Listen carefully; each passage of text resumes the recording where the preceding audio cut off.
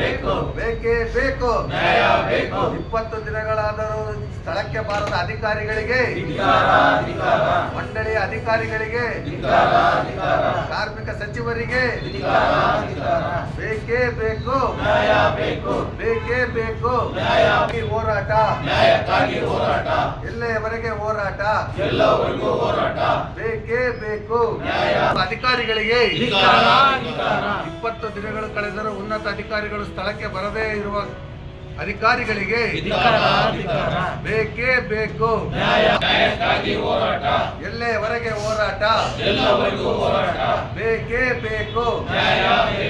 ಕಟ್ಟಡ ಕಾರ್ಮಿಕರಿಗೆ ಆಯೋಗ ರಚನೆ ಆಗಲೇಬೇಕು. ಕಟ್ಟಡ ಕಾರ್ಮಿಕರ ವಸೂಲಿ ಪ್ರಾಧಿಕಾರ ರಚನೆ ಆಗಲೇಬೇಕು. ಬೇಕು, ಬೇಕೇ ಬೇಕು. ಯಾತಕ್ಕಾಗಿ ಹೋರಾಟ, ಎಲ್ಲಿಯವರೆಗೆ ಹೋರಾಟ. 2023ರಿಂದ ಇಲ್ಲಿಯವರೆಗೆ ಖರೀದಿ ಮಾಡಿರುವ ಎಲ್ಲಾ ಯೋಜನೆಗಳು ತನಿಖೆ ಆಗಲೇಬೇಕು.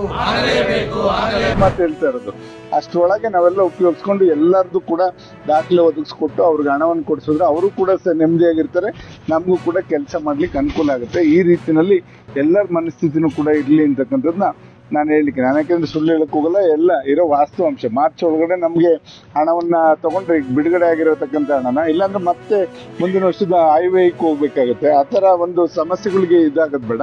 ಈಗ ಇರ್ತಕ್ಕಂಥದ್ದನ್ನ ಬಳಸ್ಕೊಂಡ್ರೆ ಖಂಡಿತ ಶೀಘ್ರವಾಗಿ ಕೆಲಸ ಮಾಡಿ ಮುಂದಿನ ಒಂದು ಏನು ನೀರು ಬಿಡುವಂಥ ಸಂದರ್ಭದಲ್ಲಿ ಈ ಭಾಗಕ್ಕೆ ನವಲೆಕೆರೆ ಇರ್ಬೋದು, ಈ ಕಡೆ ಮುಂದಕ್ಕೆ ಚಿಕ್ಕನಾಯಕನಹಳ್ಳಿಯಿಂದ ಮುಂದೆ ಹಾದು ಹೋಗ್ತಕ್ಕಂಥ ಯಾವುದೇ ಕೆರೆಗಳಿಗಿರ್ಬೋದು ನೀರು ಹರಿಸ್ಲಿಕ್ಕೆ ಸಾಧ್ಯ ಆಗುತ್ತೆ. ದಯಮಾಡಿ ಎಲ್ಲರೂ ಕೂಡ ಸಹಕರಿಸ್ಬೇಕು. ಹೋರಾಟಗಾರರು ಇರ್ಬೋದು, ರೈತರು ಇರ್ಬೋದು, ಅಧಿಕಾರಿಗಳು ಅಷ್ಟೇ.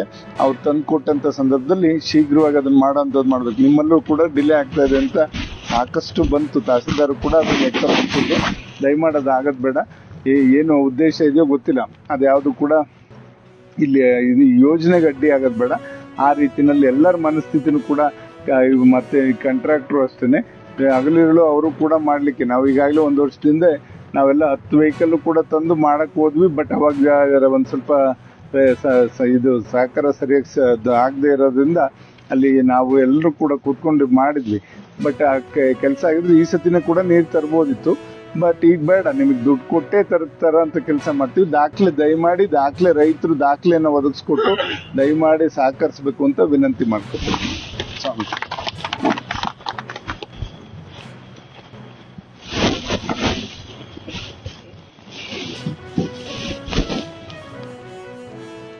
ಹೇಳಿ, ಏನಾದ್ರು ಸಮಸ್ಯೆಗಳಿದೆ? ನಮ್ದು ಏನ್ ಮಾಡ್ಬೇಕು, ಏನಾಗಿದೆ?